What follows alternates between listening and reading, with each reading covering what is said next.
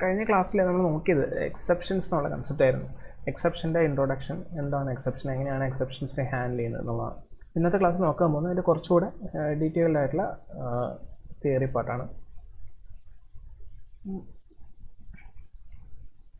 നമ്മൾ ഈ ക്ലാസ്സിൽ ആദ്യം നോക്കുന്നത് when to use exception handling. Exception handling is to be used with errors occurring when a statement is executed. Errors within the flow of the program, which are called as synchronous errors.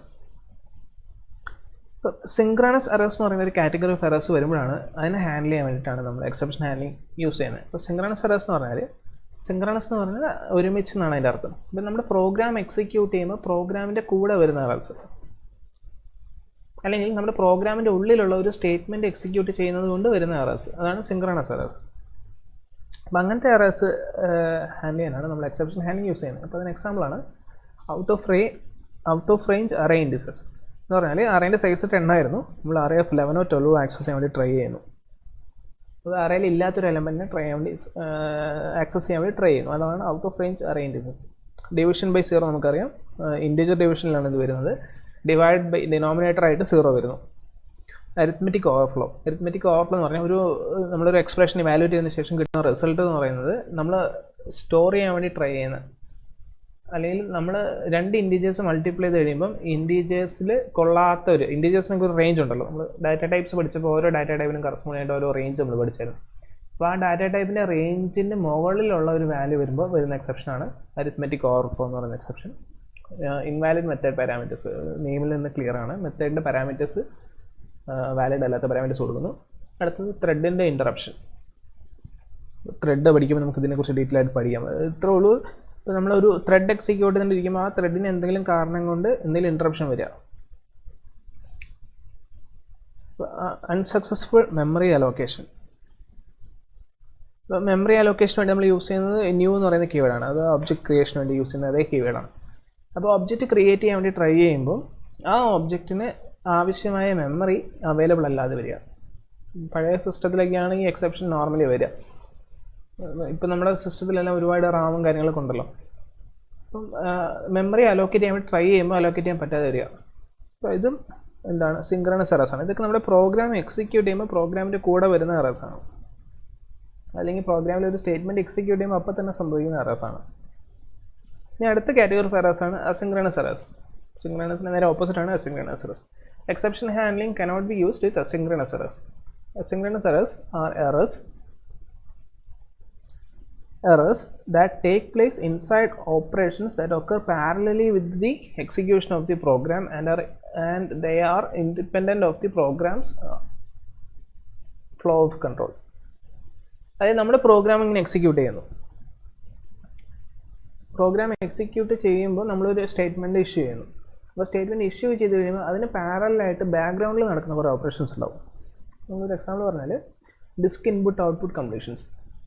നമ്മളൊരു file open ചെയ്തു, ആ ഫയലിൽ കുറേ content add ചെയ്തതിന് ശേഷം file save ചെയ്യാണ്, file right ചെയ്യാൻ വേണ്ടി കൊടുത്തു. അപ്പോൾ ഫയൽ റൈറ്റ് ചെയ്യാനുള്ള കമാൻഡ് ഇഷ്യൂ ചെയ്യുന്നത് നമ്മുടെ പ്രോഗ്രാമിൻ്റെ ഉള്ളിൽ നിന്നാണ്. പക്ഷേ ഈ ആക്ച്വൽ ഫയലിൻ്റെ റൈറ്റിംഗ് നടക്കുന്നത് ഓപ്പറേറ്റിംഗ് സിസ്റ്റത്തിൻ്റെ ഉള്ളിലാണ്. അപ്പോൾ നമ്മുടെ പ്രോഗ്രാം റൺ ചെയ്തുകൊണ്ടിരിക്കുമ്പോൾ ബാക്ക്ഗ്രൗണ്ടിലാണ് ഫയൽ റൈറ്റ് ചെയ്യുന്ന കാര്യങ്ങളൊക്കെ നടക്കുക. കാരണം ഫയൽ റൈറ്റിംഗ് എന്ന് പറയുന്നത് സ്ലോ പ്രോസസ്സ് ആയതാണ്. അപ്പോൾ ഈ ഫയലിൻ്റെ റൈറ്റിംഗ് കംപ്ലീറ്റ് ആവുന്നതും കംപ്ലീറ്റ് ആവാത്തതായിട്ടുള്ള കേസൊക്കെ നമ്മുടെ പ്രോഗ്രാമിൻ്റെ കൺട്രോളിലുള്ളതല്ല. അപ്പം ഒരു എക്സാമ്പിൾ പറഞ്ഞാൽ നമ്മളൊരു പെൻ ഡ്രൈവിലേക്കാണ് നമ്മൾ ഫയൽ റൈറ്റ് ചെയ്യാൻ വേണ്ടി ട്രൈ ചെയ്തത്. അപ്പോൾ ഫയൽ റൈറ്റ് ചെയ്തുകൊണ്ടിരിക്കുമ്പോൾ പെൻ ഡ്രൈവ് നമ്മൾ ഇജക്റ്റ് ചെയ്തു. അപ്പോൾ ഈ ഫയൽ റൈറ്റിംഗ് സക്സസ്ഫുള്ളി കംപ്ലീറ്റ് ആവില്ല. അപ്പോൾ അവിടെ ഒരു എക്സെപ്ഷണൽ കേസ് വന്നു, നമ്മൾ എക്സ്പെക്ട് ചെയ്തൊരു കേസ് വന്നു. അപ്പോൾ ഇതൊക്കെ ഇങ്ങനത്തെ എറേഴ്സിനാണ് അസിങ്ക്രണസ് എറേഴ്സ് എന്ന് പറയുന്നത്. അപ്പോൾ ഇത് നമുക്ക് എക്സെപ്ഷൻ ഹാൻഡ്ലിംഗ് വെച്ചിട്ട് ഡീൽ ചെയ്യാൻ പറ്റില്ല. വേറെ example delay in input output operations like mouse clicks and keystrokes. നമ്മളൊരു ഗ്രാഫിക്കൽ യൂസർ ഇൻ്റർഫേസ് ഉള്ള പ്രോഗ്രാം ക്രിയേറ്റ് ചെയ്യുകയാണെങ്കിൽ മൗസ് ക്ലിക്ക് വരുമ്പോൾ മൗസ് ക്ലിക്ക് രജിസ്റ്റർ ആവാതെ വരിക, അല്ലെങ്കിൽ നമ്മളൊരു കീ പ്രസ് ചെയ്യുമ്പോൾ ആ കീ സ്ട്രോക്ക് എടുക്കാതെ വരിക. ഇതൊക്കെ ഓപ്പറേറ്റിംഗ് സിസ്റ്റത്തിൻ്റെ കയ്യിലുള്ള കൺട്രോളിലുള്ള കാര്യങ്ങളാണ്. ഇതൊന്നും നമുക്ക് എക്സെപ്ഷൻ ഹാൻഡ്ലിംഗ് വെച്ചിട്ട് ഡീൽ ചെയ്യാൻ പറ്റില്ല. ഇനി നെറ്റ്വർക്ക് മെസ്സേജിൻ്റെ അറൈവലിൽ വരുന്ന ഡിലേ, ഇതും എക്സെപ്ഷൻ ഹാൻഡ്ലിംഗ് വെച്ച് നമുക്ക് ഡീൽ ചെയ്യാൻ പറ്റില്ല. ഇനി exception types in Java. All Java exception classes inherits the exception class and thus the throwable class either directly or indirectly. ഇതാണ് ജാവേൻ്റെ ഹൈറാർക്കി വരുന്നത്, എക്സെപ്ഷൻസിൻ്റെ ഹൈറാർക്കി വരുന്നത്. അപ്പോൾ ഏറ്റവും ടോപ്പ് ലെവലിലുള്ളത് ത്രോവബിൾ ആണ്. ഇവിടെ നിങ്ങളാണ് ലെഫ്റ്റിൽ നിന്ന് റൈറ്റിലേക്കാണ് ഇതിൻ്റെ ഇത് പോകുന്നത്. അപ്പോൾ ഏറ്റവും ടോപ്പ് ലെവലിലുള്ള ക്ലാസ് എന്ന് പറഞ്ഞാൽ ത്രോവബിൾ എന്ന് പറയുന്ന ക്ലാസ്സാണ്. ത്രോവബിളിന് 2 സബ് ക്ലാസ്സസ് ആണ് ഉള്ളത്, ഒന്ന് എക്സെപ്ഷനും രണ്ടാമത്തെ എററും. ഇപ്പം നമ്മൾ കോമൺലി യൂസ് ചെയ്യുന്നത്, അതായത് ഒരു പ്രോഗ്രാമറിൻ്റെ കയ്യിലുള്ള പ്രോഗ്രാമർ യൂസ് ചെയ്യുന്ന എക്സെപ്ഷൻ ക്ലാസ്സസ് എല്ലാം ഈ എക്സെപ്ഷൻ എന്ന് പറയുന്ന ക്ലാസ്സിൻ്റെ സബ് ക്ലാസ്സസ് ആയിരിക്കും. എറർ എന്ന് പറയുന്നത് denotes exceptions associated with the Java run time environment. ഇവിടെ പ്രോഗ്രാം റൺ ചെയ്യുമ്പോൾ ആ റണ്ണിങ്ങുമായിട്ട് വരാവുന്ന, അല്ലെങ്കിൽ ആ റൺ ചെയ്യുമ്പോൾ വരാവുന്ന എറേഴ്സ് എല്ലാം ഹാൻഡിൽ ചെയ്യുന്നത് ജാവ റൺ ടൈം എൻവയോൺമെൻ്റ് ആണ്. അപ്പോൾ ജാവ റൺ ടൈം എൻവയോൺമെൻറ്റിന് വരാവുന്ന എക്സെപ്ഷൻസിനെ ഹാൻഡിൽ ചെയ്യുന്നുള്ളതാണ് എറർ എന്നുള്ള ക്ലാസ്. നമ്മൾ പുതുതായിട്ടൊരു ക്രിയേറ്റ് ചെയ്യുക, നമ്മൾ പ്രോഗ്രാമിന് സ്പെസിഫിക് ആയിട്ട് നമ്മുടെ പ്രോഗ്രാമിൻ്റെ ലോജിക്കിന് കറസ്പോണ്ട് ചെയ്തിട്ട് ഒരു എക്സെപ്ഷൻ ക്രിയേറ്റ് ചെയ്യേണ്ടതാണ്. അങ്ങനെ ക്രിയേറ്റ് ചെയ്യുക എന്നിട്ട് ചെയ്ത് കഴിഞ്ഞാൽ അതൊക്കെ നമ്മൾ ഈ എക്സെപ്ഷൻ്റെ സബ് ക്ലാസ് ആയിട്ടാണ് എഴുതുക. അപ്പോൾ ഇത് ഇപ്പോൾ കൊടുത്തിരിക്കുന്ന ഈ ഹൈറാർക്കി എന്ന് പറയുന്നത് കംപ്ലീറ്റ് ഹൈറാർക്കി അല്ല. ഇത് ഈ നമുക്ക് ഫെമിലിയർ ആയിട്ടുള്ള കുറച്ച് ക്ലാസ്സസിനെ ഇതിൽ റെപ്രസെൻ്റ് ചെയ്യുന്നുള്ളൂ, ആ ഒരു സ്ട്രക്ചർ കാണിക്കാൻ വേണ്ടി അങ്ങനെ റെപ്രസെൻ്റ് ചെയ്തെന്ന് മാത്രമേ ഉള്ളൂ. എക്സെപ്ഷൻ എന്ന് പറയുന്ന ക്ലാസ്സിൻ്റെ സബ് ക്ലാസ്സാണ് റൺ ടൈം എക്സെപ്ഷനും IO എക്സെപ്ഷനൊക്കെ വരുന്നത്. റൺ ടൈം എക്സെപ്ഷൻ്റെ സബ് ക്ലാസ്സാണ് arithmetic exception, null pointer exception, index out of bounds exception, input mismatch exception ആകില്ല. ഇതിൽ ഇൻഡെക്സ് ഔട്ട് ഓഫ് ബൗണ്ട്സിന് ഒരു സബ് ക്ലാസ് ഉണ്ട്, array index out of bounds exception. അപ്പോൾ ഇങ്ങനെ കുറേ ലെവൽസിലായിട്ടാണ് ഈ എക്സെപ്ഷൻ ക്ലാസ്സസിൽ ഓർഗനൈസ് ചെയ്തിരിക്കുന്നത് കൺവീനിയൻസിന് വേണ്ടിയിട്ട്. ഇപ്പം നമ്മൾ പുതുതായിട്ടൊരു എക്സെപ്ഷൻ ക്ലാസ് എഴുതുകയാണെങ്കിൽ അതെന്തായാലും ഈ എക്സെപ്ഷൻ്റെ അണ്ടറിലാണ് വരിക, എക്സെപ്ഷൻ ക്ലാസ്സിൻ്റെ അണ്ടറിലാണ് വരിക. അതിൽ ഈ ക്ലാസ്സുകളുടെ ഏതെങ്കിലും ക്ലാസ്സുകൾ സബ് ക്ലാസ് ആയിട്ട് വരാം, അല്ലെങ്കിൽ എക്സെപ്ഷന് ഡയറക്റ്റ് അണ്ടറിലും വരാം, എങ്ങനെ വേണമെങ്കിലും ആവാം. അടുത്തത് checked and unchecked exceptions. Java classifies exceptions as checked and unchecked. Java compiler enforces a catch or declare for checked exceptions. നമ്മൾ ഒരുപാട് എക്സെപ്ഷൻസ് ഉണ്ടെന്ന് കണ്ടു. ജാവൻ്റെ ഹൈറാർക്കിയിൽ ഒരുപാട് എക്സെപ്ഷൻ ടൈപ്സ് ഉണ്ട്. ഈ എക്സെപ്ഷൻ ടൈപ്സിനെ 2 കാറ്റഗറിയിലോട്ടാണ് ജാവ ഡിവൈഡ് ചെയ്യുന്നത്. ഒന്നാമത്തെ കാറ്റഗറി ചെക്ക്ഡ്, രണ്ടാമത്തെ കാറ്റഗറി അൺചെക്ഡ്. അപ്പോൾ പേര് സൂചിപ്പിക്കുന്ന പോലെ തന്നെ ചെക്ക്ഡ് എക്സെപ്ഷന് കുറേ ചെക്കിങ് നടത്തും. അതായത് നമ്മുടെ പ്രോഗ്രാമിൽ എവിടെയെങ്കിലും ഒരു ചെക്ക്ഡ് എക്സെപ്ഷൻ ജനറേറ്റ് ചെയ്യുന്നുണ്ടെങ്കിൽ, അല്ലെങ്കിൽ ജനറേറ്റ് ചെയ്യാൻ സാധ്യതയുണ്ടെങ്കിൽ അവിടെ ഒരുപാട് ചെക്ക് ചെയ്തതിന് ശേഷം മാത്രമേ പ്രോഗ്രാമിന് കമ്പൈൽ ചെയ്യാൻ കമ്പൈലർ അനുവദിക്കുകയുള്ളൂ. അപ്പോൾ ആ ചെക്കിങ്ങിനെയാണ് ക്യാച്ച് ഓർ ഡിക്ലെയർ എൻഫോഴ്സ്മെൻറ്റ് എന്ന് പറയുന്നത്. അപ്പോൾ അതായത് അങ്ങനെ ഒരു എക്സെപ്ഷൻ, ചെക്ക്ഡ് എക്സെപ്ഷൻ നമ്മുടെ പ്രോഗ്രാമിൽ എവിടെയെങ്കിലും വരാൻ സാധ്യതയുണ്ടെങ്കിൽ ഈ ക്യാച്ച് ഓർ ഡിക്ലെയർ എന്ന് പറയുന്ന ആ കണ്ടീഷൻ അത് സാറ്റിസ്ഫൈ ചെയ്തിട്ടുണ്ടാവും. അതെന്താ നമുക്ക് ലാസ്റ്റ് കാണാം.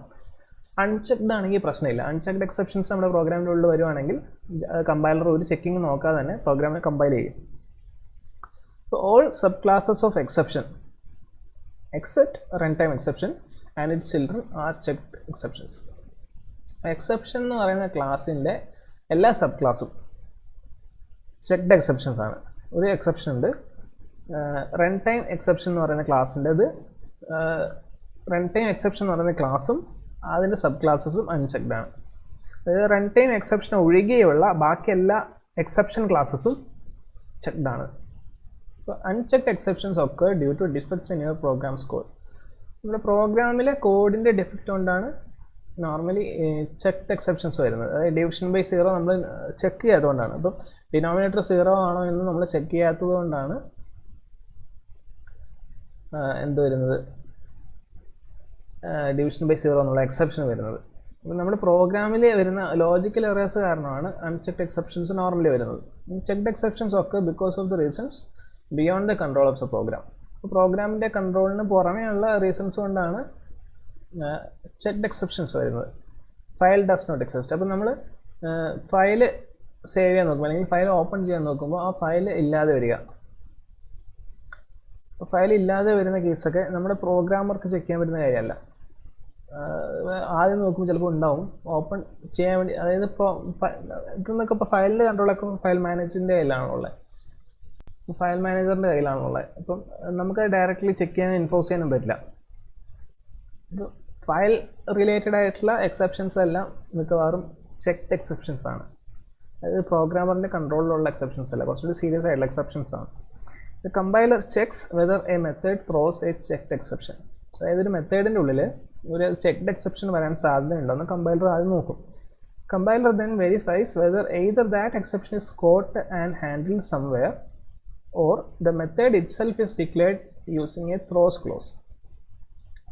This is called as the catch or declare enforcement.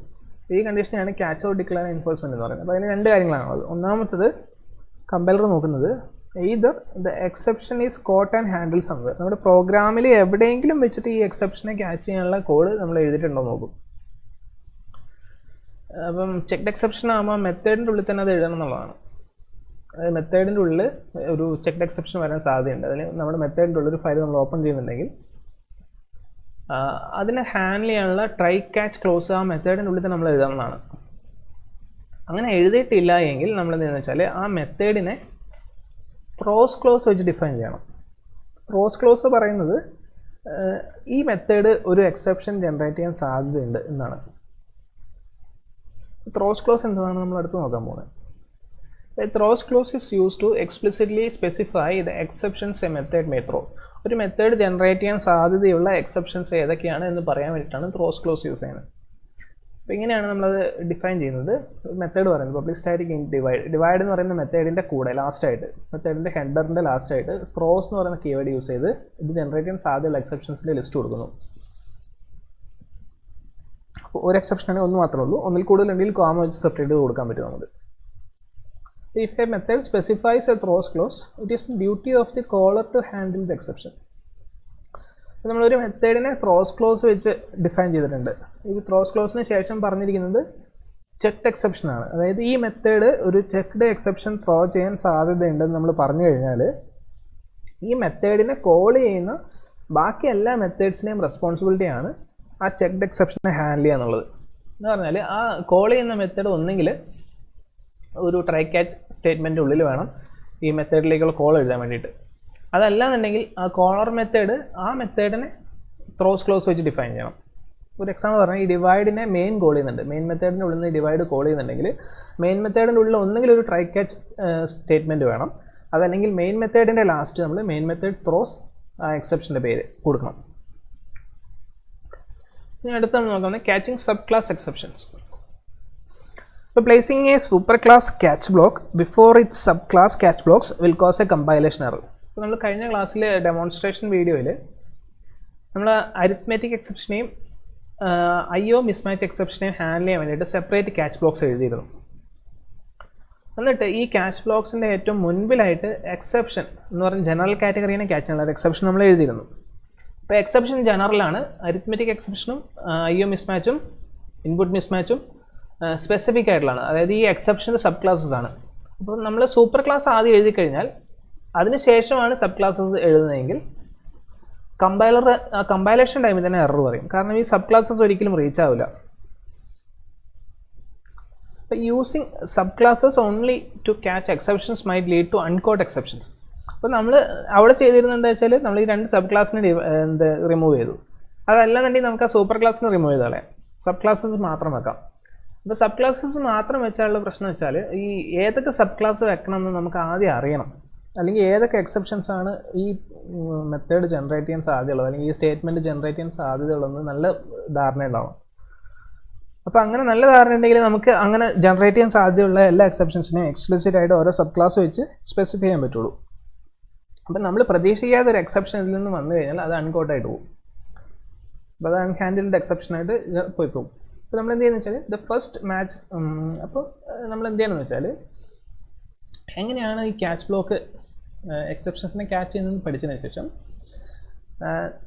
നമ്മുടെ സൂപ്പർ ക്ലാസ്സിനെ ഏറ്റവും ലാസ്റ്റത്തെ സ്റ്റേറ്റ്മെൻറ്റ് ആയിട്ട് ഇടുക. നമ്മൾ സ്വിച്ച് കേസ് ഇതേപോലെ നമ്മൾ ചെയ്തുകൊണ്ടിരുന്നത്. സ്വിച്ച് കേസിൽ നമ്മൾ കുറേ കേസ് സ്റ്റേറ്റ്മെൻറ്റ്സ് കൊടുത്തിരുന്നു. എന്നിട്ട് ഏറ്റവും ലാസ്റ്റ് ഒരു ഡിഫോൾട്ട് സ്റ്റേറ്റ്മെൻറ്റ് കൊടുക്കും. അപ്പോൾ ഈ കേസസ് ഓരോന്നും ചെക്ക് ചെയ്തിട്ട് ഈ കേസ് ഒന്നുമായിട്ട് മാച്ച് ആയിട്ടില്ലെങ്കിൽ ഡിഫോൾട്ട് എടുത്ത് ചെയ്യാണ് ചെയ്തുകൊണ്ടിരുന്നത്. പക്ഷേ സ്വിച്ച് കേസിലുള്ള ഡിഫോൾട്ട് എവിടെ വേണമെങ്കിലും കൊടുക്കായിരുന്നു. ഇവിടെ അങ്ങനെയല്ല കേസ്. നമ്മൾ ഒരു ക്യാച്ച് ബ്ലോക്സ് കൊടുക്കുകയാണെങ്കിൽ the first matched catch block is always executed. അതിൽ കുറേ ക്യാച്ച് ബ്ലോക്സ് ഉണ്ടെങ്കിൽ അതിൽ ഏത് ക്യാച്ച് ബ്ലോക്കാണോ ആദ്യം മാച്ച് ആവുന്നത് അതാണ് എടുത്ത് എക്സിക്യൂട്ട് ചെയ്യുക. അപ്പോൾ നമ്മളൊരു സൂപ്പർ ക്ലാസ് എടുത്ത് ഏറ്റവും ആദ്യം കൊടുത്തു കഴിഞ്ഞാൽ അത് എപ്പോഴും മാച്ച് ആവും. അപ്പോൾ അതിന് ശേഷമുള്ളത് ഒരിക്കലും എക്സിക്യൂട്ട് ആവില്ല. അപ്പോൾ നമ്മളെന്ന് വെച്ചാൽ always place A catch block which catches the super class of exceptions at the end of the try catch statement. Try catch statement ഏറ്റവും ലാസ്റ്റ് മാത്രമേ ഏറ്റവും ജനറൽ ആയിട്ടുള്ള എക്സെപ്ഷൻ കൊടുക്കാൻ പാടുള്ളൂ. ഇനി അടുത്തത് ഫൈനലി ബ്ലോക്ക് എന്ന് പറയുന്ന ബ്ലോക്കാണ്. അപ്പോൾ നമ്മളിത് ബ്രീഫായിട്ട് എക്സെപ്ഷൻ ഹാൻഡ്ലിങ്ങിൻ്റെ സിൻടാക്സ് പറഞ്ഞിരുന്നു. Finally block is placed at the end of A try catch statement. Try catch statement ഏറ്റവും ലാസ്റ്റ് വരുന്ന ഭാഗമാണ് ഫൈനലി എന്ന് പറയുന്നത്. അതായത് ട്രൈക്ക് ശേഷം ക്യാച്ച് ബ്ലോക്കിന് ശേഷം ഏറ്റവും ലാസ്റ്റ് വരുന്നതാണ് ഫൈനലി.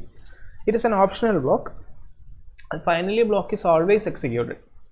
ഇതാണ് ഇതിൻ്റെ ഹൈലൈറ്റ്.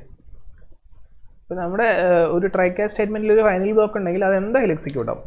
എക്സെപ്ഷൻ വന്നാലും കൊള്ളാം, വന്നില്ലെങ്കിലും കൊള്ളാം, എന്താണെങ്കിലും എക്സിക്യൂട്ട് ആവും. എന്തായാലും എന്ന് പറഞ്ഞാൽ independent of whether an exception occurred or not. Exception ഉണ്ടായാലും ഉണ്ടായില്ലെങ്കിലും ഫൈനലി ബ്ലോക്ക് എക്സിക്യൂട്ട് ആവും. Independent of whether an exception is caught or not. ഇനി ഒരു എക്സെപ്ഷൻ ജനറേറ്റ് ചെയ്തു, ആ എക്സെപ്ഷനെ ഒരു ക്യാച്ച് ബ്ലോക്കിനും ക്യാച്ച് ചെയ്യാൻ പറ്റിയില്ല. അതായത് നമ്മൾ പറഞ്ഞിരിക്കുന്ന എക്സെപ്ഷൻ ഒന്നുമായിട്ട് ഇത് മാച്ച് ആവുന്നില്ല. ആ കേസിൽ ഈ എക്സെപ്ഷൻ ഇതിൻ്റെ പാരൻറ്റിലേക്ക് പാസ് ചെയ്യും. അതിപ്പോൾ ഒരു മെത്തേഡിലാണ് എക്സെപ്ഷൻ ഉണ്ടെങ്കിൽ ആ മെത്തേഡിന് കോൾ ചെയ്ത പാരൻറ്റ് മെത്തേഡിലേക്ക് അത് പാസ് ചെയ്ത് പോകും. പക്ഷേ ആ കേസിലും ഈ ഫൈനലി എക്സിക്യൂട്ട് ചെയ്തിട്ടേ തിരിച്ചു പോകുള്ളൂ. ഇനി മൂന്നാമത്തെ case, independent of whether a break or return statement was issued inside the try block. ഇപ്പോൾ ട്രൈ ബ്ലോക്കിനുള്ള എക്സെപ്ഷൻ ഒന്നും വന്നില്ല എങ്കിൽ നോർമൽ ഫ്ലോ വരുന്നത് ട്രൈ ബ്ലോക്കിലെ സ്റ്റേറ്റ്മെൻറ്റ്സ് എല്ലാം എക്സിക്യൂട്ട് ചെയ്തതിന് ശേഷം ഫൈനലി എക്സിക്യൂട്ട് ചെയ്തതിന് ശേഷം ഫൈനലിക്ക് ശേഷം എന്തെങ്കിലും എക്സിക്യൂട്ട് ചെയ്തതിന് ശേഷമാണ് മെത്തേഡിൽ നിന്ന് തിരിച്ചു പോവുക. അല്ലെങ്കിൽ ലൂപ്പാണെങ്കിൽ ലൂപ്പിൽ നിന്ന് പുറത്ത് വരിക.